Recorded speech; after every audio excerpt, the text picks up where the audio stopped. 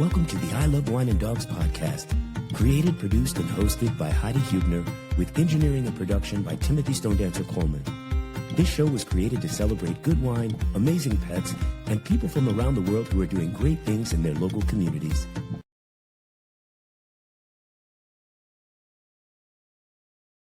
Welcome back, creative family, to another episode of the I Love Wine and Dogs podcast. My name is Timothy Stone Dancer Coleman. I am the co-host, producer, engineer, all the way over here in the Bronx, New York. I'm so excited to be here with my sister. She is our creator. She is our producer. She is our host, Miss Heidi Hubner. Heidi, how you doing? I'm doing great. And I am so excited, too, about our guest because it was the first wine club that I joined in the Central Coast. And I know we've talked about some wineries there and just how amazing it's like this little golden nugget in California, like the best kept secret that's not so much secret anymore. Sawyer Lindquist wines are a collaboration between Bob Lindquist and Louisa Sawyer Lindquist. The wines all have a distinctive flair and reflect a balanced style of these two talented winemakers. Welcome to the show, Bob and Louisa. Thank you so much for being with us today. Yeah, thank you so much. We're very happy to be here, Timothy and Heidi. Sawyer Lindquist is something that Bob and I do together. We make small quantities of wines under that label. She's Sawyer, I'm Lindquist. Right. We do a fine Tempranillo and Syrah. We've made Pinot Blancs. We've made, what else? Pinot Noir. Yeah. And there's a couple things that we're planning on making, maybe a Syrah Cabernet coming out soon, and a Pinot Blanc, Pinot Gris. In addition to that, we each have our labels that we focus on solely. Bob is Lindquist Family Wines, and I'm Verdad Wine Cellars. So it's lots of wine all the time. I'll taste his wines, he'll taste my wines, and we'll bounce things off each other. The Lindquist family and Verdad Wine Cellars are made separately. And the focus for each of those brands is different. I produce Rhone varietals and also Chardonnay from the Biennacido vineyard. And then Louisa produces Iberian varietals, Tempranillo, Albarino, Godello, and also Cabernet Sauvignon. So there's no overlap in the wines that we make that way. The overlap comes when we do this collaborative Sawyer Lindquist thing. This is our passion, our career. It's what I've been doing my whole adult life and what Louisa's been doing her whole adult life. I find it useful to give a little geography lesson to those who may not be familiar with the lay of the land. We are 3 hours north of Los Angeles, 4 hours south of San Francisco, and on the coast. So if you're familiar with where Santa Barbara is, we're just north of that, about an hour to an hour and a half. The vineyards are in the northern Santa Barbara County area and the southern San Luis Obispo. So from LA or San Francisco, you could just go for the day if you want and do the tastings and go home. So each show we talk about a wine, and I was just at the tasting room a couple weeks ago, and this is the wine that I want you guys to talk about. That's the 09 Tempranillo. Yeah. And I'm so excited to try this, but it was great because it was before Valentine's Day. So they had this basket of like fun different wines that you could buy at a little discounted price, which was great. And so I picked another one, but this was one I was excited. Tim loves red. So on behalf of him, I'm like, definitely going to get this, but talk about this, you guys. Talk about this wine. Well, Tempranillo, of course, is a Spanish varietal. It's the most widely planted grape in Spain, although Grenache is right up there with it. It's famous in Rioja and Ribera del Duero, and it's an elegant red wine, but also very strong, very firm tannins. The wine needs time to age. This particular wine is made from a clone from Ribera del Duero, which has a really nice, generous mid-palate, but also really good structure. And it was grown in Etna Valley, which is the coolest growing climate in California from bud break to harvest. So it's the longest growing season in California, or so it's touted. And that's because of the direct ocean influence. It's about 5 miles from the Pacific Ocean, and that keeps it really cool and the acidity is high. So this particular wine was destemmed. Occasionally, I use a little bit of whole cluster, but in 2009, I did not. And it's fermented in tank, punched down by hand once a day, and then pumped over once a day, and aged in puncheons, which are 500-liter barrels. The traditional barrel you think of wine being aged in is often the barrique. It's between 225 and 230 liters. So this is more than a double barrel, which allows the wine to age a little bit slower because there's less wine to airspace. And it's used this puncheon is used widely all over Spain for all the wines. And we find that it's great for Tempranillo. And the barrels are French and Hungarian that I use for the Tempranillo program. And it's aged about 18 months prior to release. So it should be really great now. There's a little bit of Grenache and Syrah blended into that. And what we suggest doing with older wines, and Bob can speak to this better than me, is to stand it up for a day before you open it, and then carefully open it without shaking it. And yeah, it was not filtered, so it's going to throw a little bit of sediment, and especially with time. And it's always beneficial with a wine like that to decant it and get it off the sediment and allow the wine to kind of open up at the same time. So that 09, that's what I'd recommend doing: is stand it up, decant it, and enjoy it that way. Okay, so it's been standing up, so it's going to be ready to go. Tonight with dinner, I'm so excited. So when you see wines, when they're put, I don't want to tilt it, but when they're housed this way, you're seeing the cork end here. That's how they're not rotated ever. Do you just leave them that way until they're ready to be boxed up or opened up to drink? So when we bottle, we actually put it into the case upside down, so the cork stays wet. Yeah, that's the traditional. I mean, there are lay down boxes also, but the type of case box that we use is the traditional kind of 12 bottle case, and the wines with cork go upside down in the case. We make some wines under Stelvin or screw cap. Those wines are kept upright in the case, and they're meant to be stored upright. Now, most wine racks, of course, have the wine laying on its side. So when you take it out of the case, you put it in on its side, and that helps keep the cork wet. In fact, it keeps the cork wet, which is really important. It also allows the sediment to land on the bottom of the bottle. So if you're using a cradle, which is another kind of typical or traditional way of opening up an older wine, you would carefully pull the wine out of the side, laying sideways, and put it in the cradle so it stays on its side. But it's just slightly tilted up so that when you pull the cork out, it won't come pouring out. That's an instrument for professionals. Yeah. I don't know if I would necessarily start with the cradle. It's a lot easier to stand it up for a day and open it upright and then decant it. We'll be right back after these messages.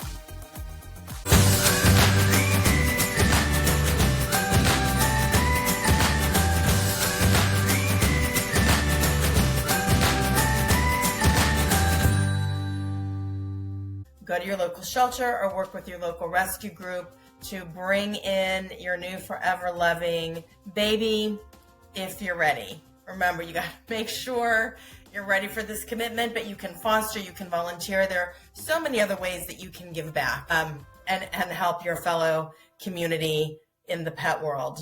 Like, share, and subscribe on Facebook and Instagram at I Love Wine and Dogs.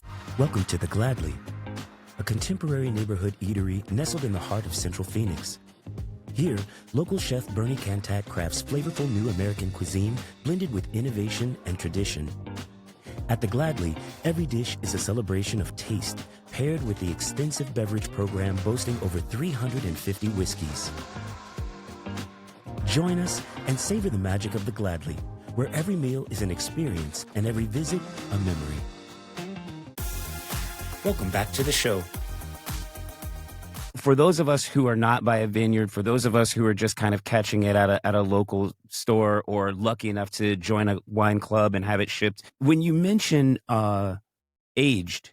Like, what is a proper age? How far back should I be buying a bottle of wine for it to really have everything that you're talking about? It really all depends on the wine. I know that's a kind of a rote answer, but wine is, wines that are made in a balanced fashion and kind of using traditional methods are generally age-worthy, whites and reds. And the style of wines that we make, most of them are age-worthy.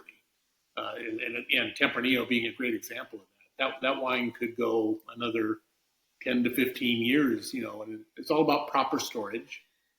Very, very important. Proper storage, not being moved around a lot, and staying at cellar temperature, which is which a lot of people can't do. You're in New York, Timothy, so how much storage space does anybody have?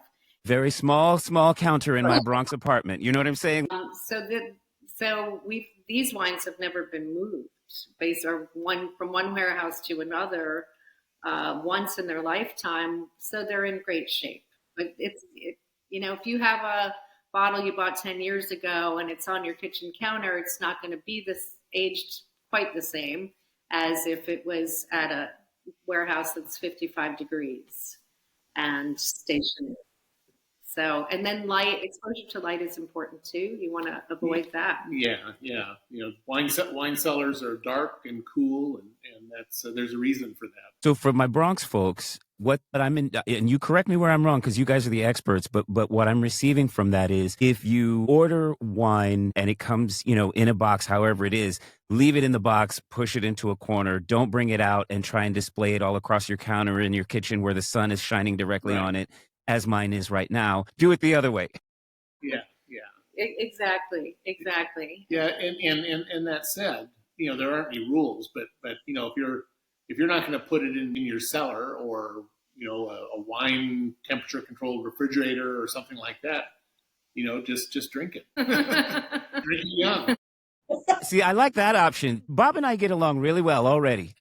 And that's one of the nice things about balanced wines that are delicious. You can drink them when they're young, and then they'll continue to improve with age. And they change. They take on different characteristics as they age. And that's kind of the magic of wine and what makes it a little bit special and different than a lot of other beverages. So as far as whites go, and maybe it depends on the white, I feel like, is their shelf life not as long as reds that you shouldn't hold on to them, or does it depend? As a general rule of thumb, that would be true. But I make a white variety called Roussan that ages just as well as my red Syrah. So it really depends on the wine and how it's made and its balance. There's a lot of variables in that, but in the overall sense, white wines are meant to be drunk younger than red wines in the overall sense. Table wine with higher alcohol will not age as well as a table wine with more moderate alcohol. At some point, the alcohol will overtake the fruit characteristics in the wine. So again, that sense of balance also helps a wine evolve and have a longer life. In the general sense, is it like 11% versus 14.5%? Like traditional table wines would usually be between 12 and 14%. And if they're above 14%, they're a little high in alcohol. If they're above 14.5%, you start noticing the alcohol. And it's actually a real easy kind of test to do, is to take something that's 13%, smell it, something that's 14.5% and smell it, and feel the difference that the alcohol fumes feel on your nose. And then as it gets up to 15, 16, which a lot of wines are these days, you really notice it. And that said, there's a lot of people who appreciate those big, bold, higher alcohol wines, but don't put them in the cellar. There are some exceptions, to that. There are some, that are purposely made that way. Chateauneuf du Pape would be a prime example. Those wines are usually 14.5%, 15%, and they age beautifully just because of what they are. Priorat is another example in Spain. Yeah, in Spain. And those wines are from very old vines. They're probably, the average age is between 70 and 85 years old, and the production is very low on those old vines, so they're very concentrated. They carry it well, and they have great balance. They have good acidity too, and other things that keep it. But that's, there's always exceptions, especially in wine. Hard and fast rules. Are you guys cracking open a bottle? Yeah, so we have a little Verdade Sauvignon Blanc. This is from the 2023 of the 2023 out in the marketplace. We don't have any more. We just bottled the 24, but we're the 24 is a little bit young in the bottle. The 23 is showing perfectly right now. And this we bottled under screw cap, so it's easily accessible. And screw tops you should keep standing up, because they're not meant to age on their sides. So that's something a lot of people don't know. So this is made from certified organic grapes from the Rusack Vineyard, which the vines are about 20 years old in Ballard Canyon, which is in the San Ynez Valley. Some people say that Ballard Canyon is the gold standard for Sauvignon Blanc. They're like the cutest. I love them so much. So Tim is going to come. He's going to make a trip to LA. And I said, you will be the first stop. Wonderful. And I can't wait for him to see your tasting room. I have a quick question, then I want to segue into the tasting room, which is so beautiful. If you have not finished the bottle, what is really the right way? And again, let's talk screw top versus cork. Educate us. Like, what do you do to make the wine recorked the right way? We have a canister of argon gas that at the end of the day, say we have a half full bottle, we'll put a little bit of argon gas in the wine to what's called sparge the airspace and take the oxygen out. That helps preserve the wine overnight. And then we stick them in the refrigerator, because keeping them in the refrigerator also helps preserve them better overnight. Right. And most people don't have argon lying around their house. So just the refrigerator is fine. And with a cork, something that a lot of people don't know or think about, it's really important to put the wet end of the cork back in the bottle. And the reason I say that is that the top of the cork has been exposed to air all this time that it's been aging or sitting around, and that top of the cork could actually taint what's in the bottle. So it's better always to put the wet end of the cork back in the bottle. These are good tips, because we don't know this. I'm in the know, and I feel good about that. We'll be right back after these messages. Coming up on the next episode of I Love Wine and Dogs. And I spent the next 4 hours on my roof. And as you can see by these pictures, it got really hairy. And at nightfall, I was on the roof. I had water pressure. I had been blown off my feet by a gust of wind. We had about 65 to 70 mile an hour winds. And I started to be blown over the edge of my roof and 20 feet down onto concrete. And I immediately flashed on the fact that 3 years ago, I had a very serious accident and I fell off a cliff in Malibu, nearly died, and had to be airlifted out. They couldn't rescue me normally. And I don't want to go through that again. Like, share, and subscribe on Facebook and Instagram at I Love Wine and Dogs. Welcome back to the show. Let's talk about your tasting room. It is so beautiful. I know you moved from the other one to your new one and the gallery behind it.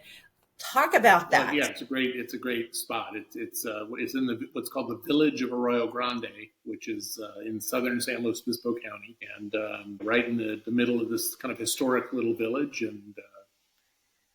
And the tasting room is the original house that it's in was built in the late 1800s, and then was added on to, and it was a home where people lived, and then it was this various office space for an oil company and a lawyer, and a tasting room, then back to another lawyer. And our landlords purchased it a few years ago, and we brought us in. They asked us to join them and rent the space. And we really tried to be true to the roots of this, what would you call it, California bungalow? Yeah. Yeah, California Victorian, although the Yeah. village of Arroyo Grande classifies it as a Victorian. So we've tried to stay true to that with the molding and really pretty wood. We did knock out a couple walls to have it flow nicely, and it's utterly charming. There's a beautiful front porch and then some patios on the side.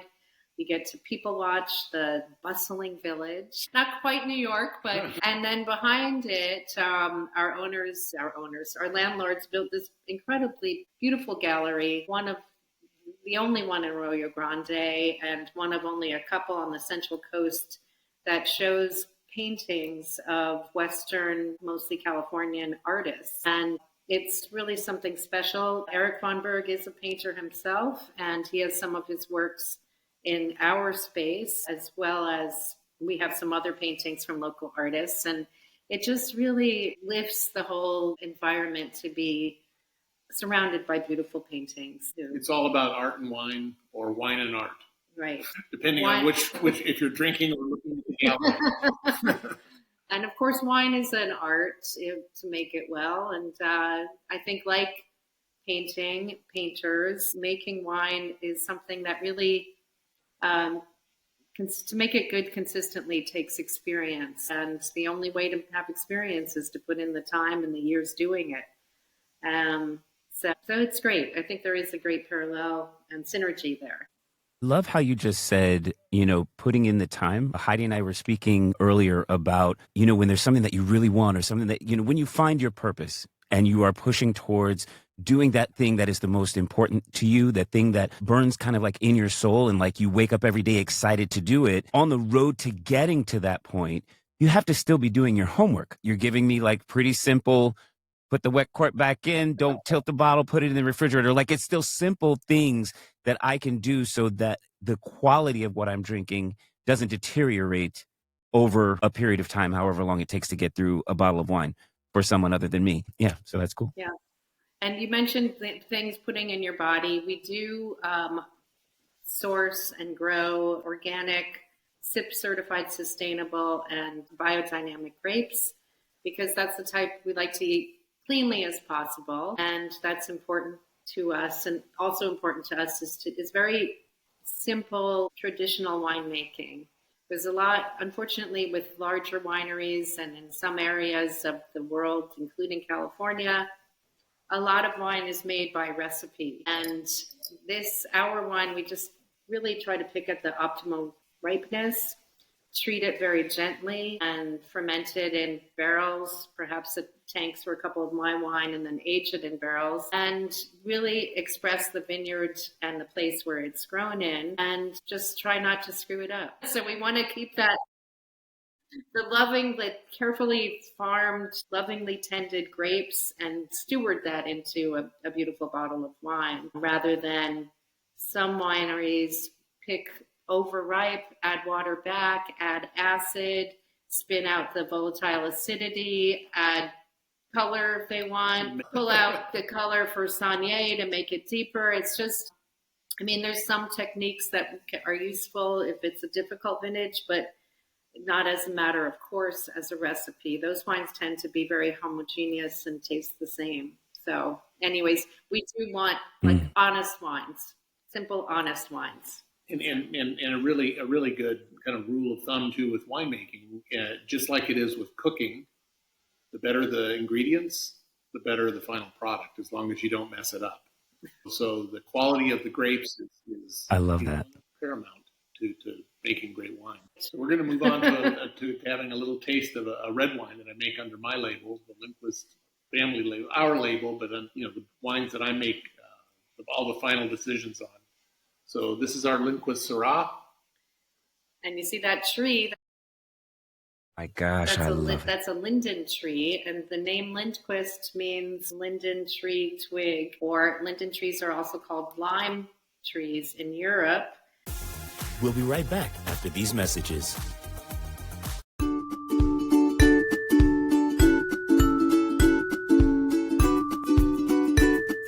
There are only a select few relationships that can ever come close to that of grandmother and her grandchildren. Such is the case with Journey and her grandmother. Journey and her granny love each other dearly. Journey looks up to her grandmother in every aspect of her life, a love reciprocated with her grandmother's every action. If it is something as little as a new crayon box, Granny always is excited for her little Journey, as she means the world to her. This book is about such relationships, pure and delicate as one that's with Journey. Grab your copies today to find out about the sweet and genuine love between a granddaughter and her grandmother in Gillian Bell's new book, Are You Aware? Welcome back to the show.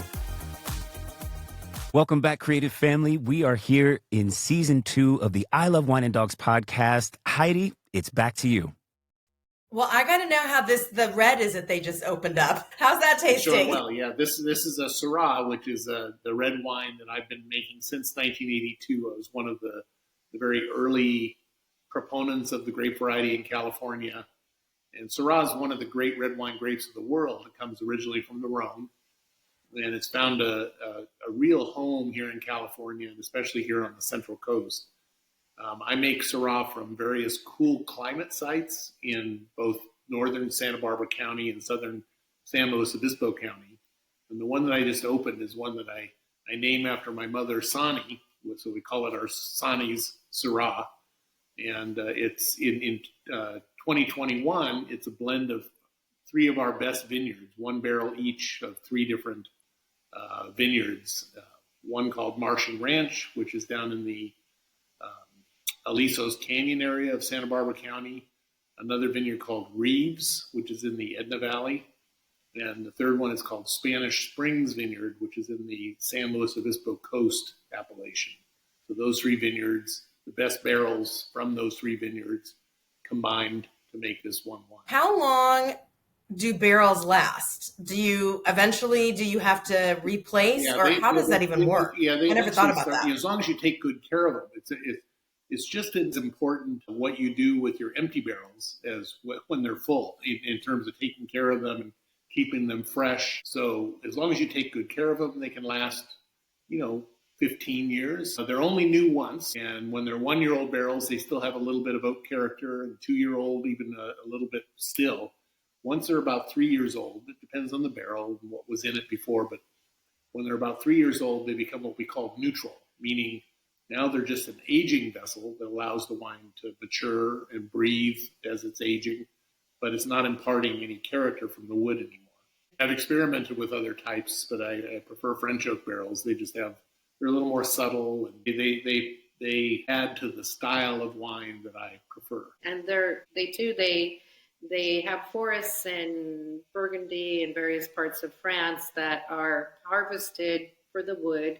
They're replanted very carefully. They harvest the mature trees, and then they make staves out of it and age it from 2 to 4 years on average. So I have another burning question for our guests, and that is the harvesting of the grapes. Does that happen the same time every year? Is it every year, every other year? Well, grapes are an annual crop. They go dormant in the winter and they grow during the growing season, which starts in the spring and ends in the fall. And we harvest usually between around September 1st to November 1st. Different grape varieties, different vineyard sites, and of course the climate from a particular vintage changes from year to year. So one year we might be starting a little bit later, one year we might be starting a little bit earlier. The crop level, if there's less grapes on the vine, they ripen faster. If there's more grapes on the vine, they ripen more slowly. There's a lot of variables that go into it, but basically it's an annual crop that's harvested in the fall. There's wild vintage variations as far as timing goes. So if for some reason it's a very cool summer and growing season, which happens a lot here on the Central Coast in the coastal regions, then you could be behind 3, even 4 weeks of normal. But that could all change if you get a heat wave, which we often do around Labor Day, and depending on the length of the heat wave, that could change the harvest as well. So there's a lot of variables, which keeps us on our toes. So different wines like Sauvignon Blanc, the Tempranillo, Chardonnay, Cabernet, whatever wines we're talking about, the certain grapes go in to make that type of wine. Right. Is the goal to have it taste the same, or is it just how the grapes go? And I asked that because you were saying some of like the corporate wines, I feel like they taste the same all the time, like manipulating of the wines, perhaps. I don't know, but educate us on that, please. Well, that's their goal. Big wineries that are making a lot of wine want to make a consistent product. Think it's a bad analogy, but fast food.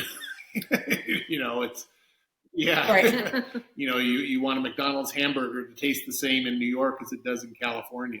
But with the types of wines that we make, they're different every year. The vineyard sources are the same. The grape variety is the same. The way that we make it is basically the same. There are adjustments that you make each vintage depending on what you have to work with. But the difference is the weather and conditions of that particular vintage. Right, and I think stylistically, we try to make a consistent quality wine. And you learn by doing. You learn, 23 was my first vintage of Sauvignon Blanc. Did I learn from that? Sure. Maybe I want to pick a little bit earlier, make minor adjustments. But when you get your style, you want it to be consistent. And ours is working with just being balanced and showing the best that you can. You judge the sugar ripeness in the grapes, but you also look at acidity and pH. And some winemakers would rather have a higher sugar and lower pH. That's a stylistic thing. We'd rather have you mean higher pH? And higher pH, yeah. So we would rather have probably tend to make higher acid wines and slightly lower alcohol, because that's what we like. That's what tastes good to us. I want to talk about your labels, and especially the one that your son did when I think he was very young. The whole story of you guys is so great. Like, you see them in the tasting room. Sometimes Bob's schlepping cases of wine. It's like in and out. It's like you see them. It's like, oh my gosh, hi, Luisa's pouring wine. The folks, Scott and Treva and the people who work there, super sweet, knowledgeable in the tasting room. But talk about the labels, because they're beautiful. Well, I should go grab one of those bottles that you were just talking about, the one that Theo designed. I know where one is. I'll be right back. Okay, perfect. Yeah, so our youngest son, Theo, has always had an artistic bent. And we love the biodynamic feel, because it's baseline of organic, but you're also farming according to the lunar cycle and the rhythms of the earth, and you're trying to put back into the earth to make it the most healthy soil to make really healthy vines. And we were friends with his elementary school art teacher, and they did a planetary painting. And I'm like, oh, that would be so fun on a label. So our friend Carolyn Vaccaro, I told her we'd love to make a label, and she and Theo worked with the ideas. He did original painting was a line of planets, and I said, well, wouldn't it be great to make a label to fit into